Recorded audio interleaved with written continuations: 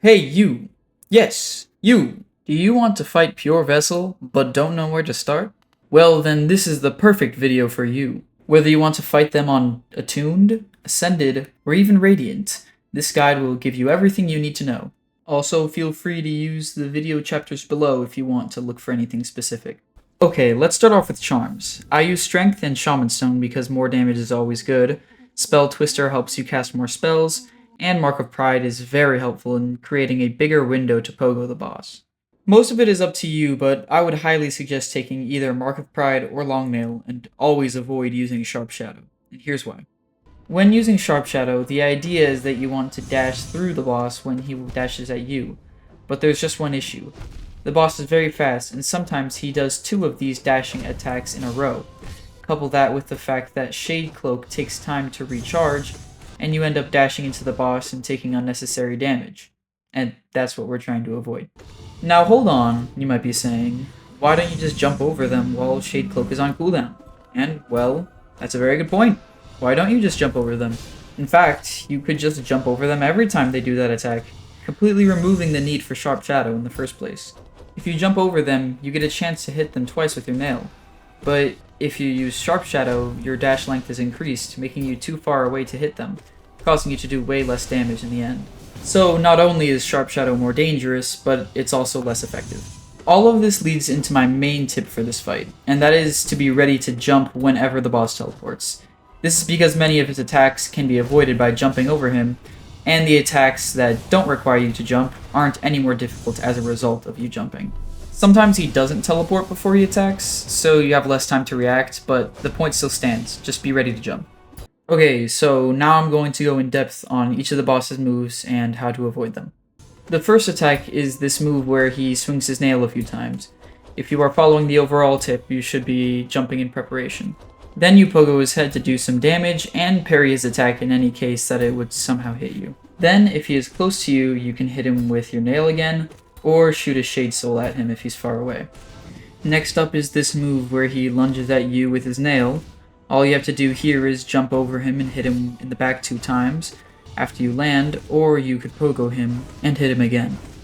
When he shoots this rain of nails at you, you can just dash through it with Shade Cloak. Since you are hopefully not using it on his dash attacks, it should be ready when he uses this one. I don't think I've ever seen him use this attack 2 times in a row, so Shade Cloak should almost always work. However, in the rare case when Shade Cloak isn't ready, you could watch the nails and dodge in between them, or use invincibility frames from Descending Darkness. Whenever he jumps into the air, it means he is about to do this ground slam attack that summons nails from the floor. First, you have to dodge the slam itself, which shouldn't be too hard with Shade Cloak. This is the only attack where jumping first might make it harder to dodge, but that's why I said to be prepared to jump, not just auto jump every single time. It shouldn't be too much of an issue anyway, since you can dodge it with Shade Cloak even if you did jump first. After the slam, there are lights shining from the ground where the nails will spawn, so you have to stand in between them to not get hit.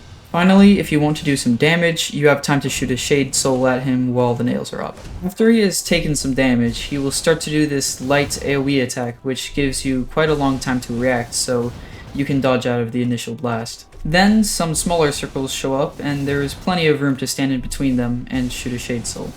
When he gets super low, he starts to shoot out these black Tendrils, and this attack is the main reason why I was struggling with the Sharp Shadow strategy. I got used to just dashing through every attack, so when this one showed up late in the fight, I got surprised and would always get hit by it. But now that I have the golden rule, jump, it has become much easier. So yeah, all you gotta do is double jump when you see him using that move, and if you are close to him, you could do a Descending Dark, but it's pretty risky, and since you are so close to the end of the fight already, I'd say just stick to what you have been doing. And for this last one, we have the parry. Sometimes if you try to hit the Pure Vessel while they are standing still, they will try to block your attack with their nail. It can be hard to react to quickly, so the best rule of thumb is to only attack while you are punishing one of his attacks, and don't try to chase him down if he's just standing there. In the worst case scenario where you do accidentally hit their nail, you can Shade Cloak through them, so long as it is ready. Okay, so that is pretty much it for all of the moves. I would like to thank you for making it this far into the video, and I would greatly appreciate it if you would, like and subscribe. Now.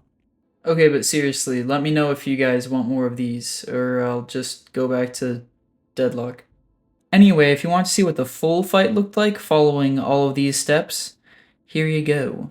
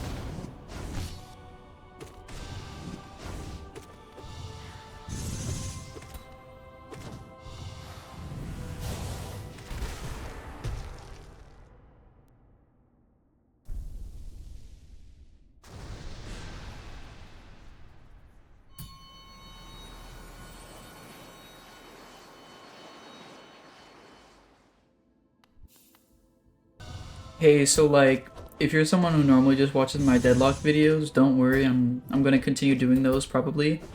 It's just that like my internet has been really bad and I haven't been getting really any good games at all, but I'll hopefully get back to that.